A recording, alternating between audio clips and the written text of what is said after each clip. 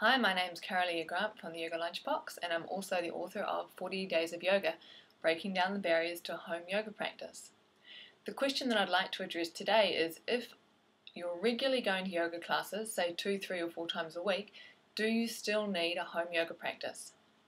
The short answer is yes. Even if you're going to class, you can definitely benefit from practicing yoga at home, and there's a few reasons for this. So right now I'm going to class I'm doing Ashtanga Yoga Mysore style 2 or 3 times a week, which is very similar to a home yoga practice really, because you're doing your own thing while a teacher comes around and adjusts you. And I'm also going to Bikram once or twice a week, so that's up to 5 classes a week. Yet in addition to this, I'm still maintaining a regular home yoga practice. And the reason is that while going to class is great, it's not giving me everything I need. This morning's a perfect example. I worked all morning for about 3 hours and did some really intense mind stuff. By the end of that, my mind just felt like it was packed. There was so much going on, and I knew I needed to take a break, and I knew I needed meditation. So even though I'm going to Ashtanga Mysore style later on this afternoon, so there's yoga today, I still took the time to sit down and do 15 minutes of meditation and pranayama. The reason being that that's what my body needed, that's what my mind needed, and it helped to shift my state of being. So this is the first reason why you might still want to practice yoga at home, even if you've got a consistent yoga practice. Every single day brings up different needs, different requirements, and the ideal home yoga practice meets you where you are. So some days you might find you need that meditation, or other days you might find that you just really need to do 10 minutes of Shavasana. Or maybe you're not sleeping so well and you need to do Yoga Nidra. These are all examples of how your yoga practice meets you where you are. So that's the first reason why I think that maintaining a home yoga practice while going to class is the perfect balance, because what you do at home can specifically address your mental and emotional needs. As well as that, we all have different bodies, different injuries, different experiences on the mat. So whatever class you're going to, you can feel certain things and you're like, oh, my hamstrings are really tight, or my hips need some work, or my lower back is feeling this, or my shoulder's super tight. You don't always get what you need in class to specifically address your injury, your body, what's going on for you.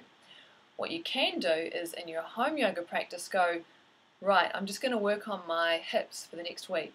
So you've got that opportunity to just even do 10 or 15 minutes of hip openers to balance out what you're doing in class, so you can specifically work on your physical issues in your own time and be a bit playful with it too and explore. I've got a friend who's signed up to do a handstand challenge, so every single day for this entire year he is doing handstands, and that's what he's working with. That's his home yoga practice, is to play with that. So even though you might be going to class and getting, some great physical asana work done, it doesn't mean that you can't come home and play with what you did in the class, or work on deepening or opening some aspect of your body that still requires additional work. So I'd say that's the second reason for maintaining a consistent home practice while going to class, is that you can work on exactly what it is that you need, whether that's working with an injury or an illness, or even exploring and playing with a particular posture like handstand or scorpion or wheel pose. There's more though. There's always more. There's always more reasons why we can practice yoga at home. In the same vein, when you practice in class, you are at the mercy of the teacher and at the mercy of the pace of the class. And practicing at home can be quite different. You don't have that teacher telling you what to do, so sometimes it can be harder. But it also means you've got time to explore. So if you're going to class and you're doing heaps of sun salutations and you're finding upward dog just really difficult, you don't quite get it, if you go home and you do some practice, instead of doing your one inhale into upward dog and then exhale back out of it, you can go into upward dog and take time. You can explore it. You could maybe do 5 breaths in upward dog. You could really feel the difference between having your knees or thighs on the ground and coming up onto the tops of the feet. You can explore what happens if you move your head from side to side when you're in upward dog.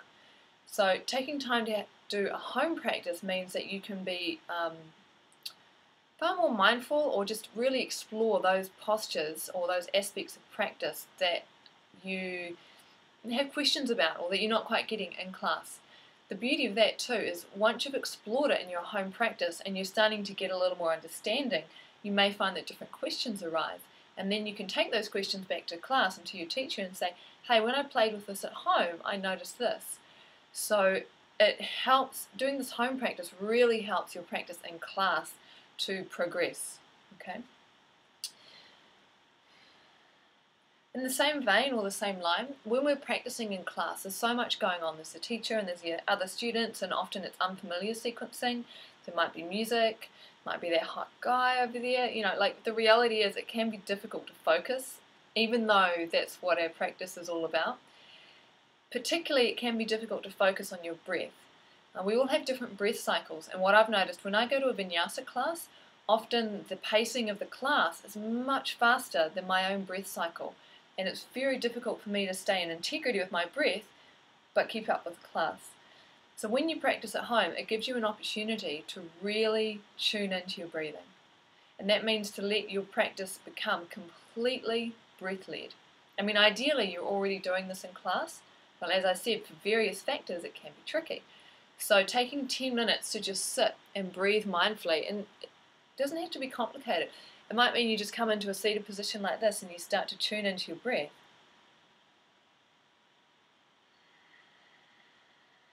Now as I'm doing this, I can feel a desire to open my shoulders. So as I inhale, bringing the arms behind, exhale, softening into the posture.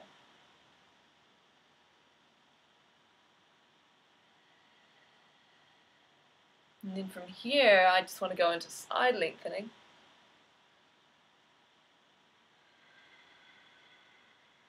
Oh, I could keep going. I could so keep going. But you get the picture, right? Coming home, taking 10 minutes, doesn't have to be that day, it might be the next day when you're not going to class, but just deciding I am going to tune into my breath and let my breath lead my practice. And you'll sense it, you'll get a feeling of, as you breathe in stillness, and whatever posture, it might be Tadasana, mountain pose, you might start in child's pose, or you might start in Virasana, kneeling on your heels. Breathe, just keep attention on the breath until you feel an urge to move, and then let the breath move you. Doing this leads to another benefit of practicing at home compared to practicing in class. Practicing in class is great. Working with a teacher is great. They can help us see things about ourselves that we can't see without that teacher. Yet at the same time, there's a danger, and when you go to class, of handing away your power or giving responsibility for your practice to the teacher. When you get on your mat at home, you are fully taking responsibility for your practice. It's just you and your breath and your inner guidance. So every time you practice at home, you're strengthening that connection to, call it the big self, the higher self, whatever it is that you want to call it, that deeper part of you that is who you truly are. Home practice allows us to really connect into that, to really center into it, and to begin to listen to that voice, to hear that voice, and to trust that voice.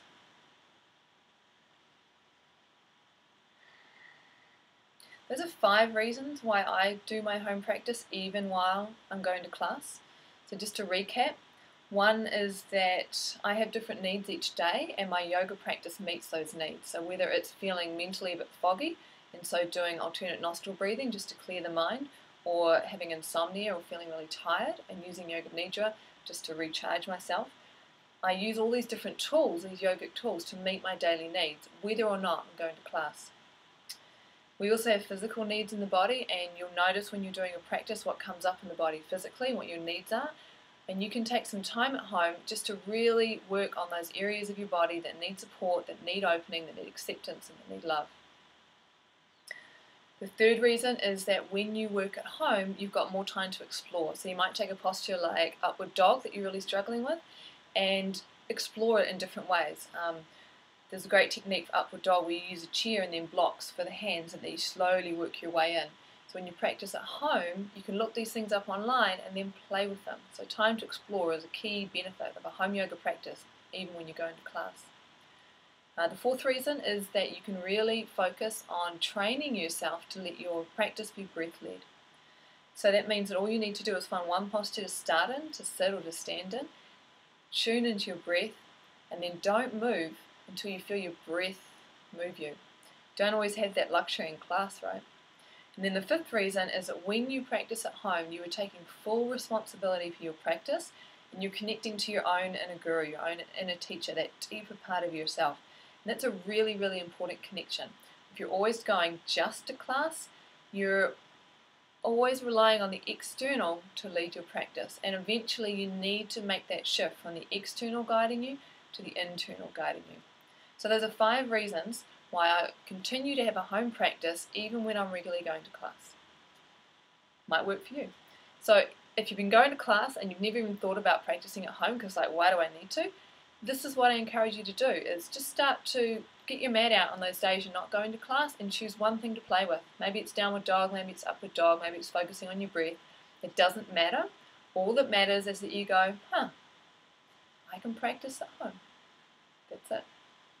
So my name's Kara-Leah Grant. I'm passionate about home yoga practice. I've written a book on it, 40 Days of Yoga, which you can buy through my website, the Yoga Lunchbox. And if you have a question on your home yoga practice or starting a home yoga practice, just send me an email. Contact details are down below.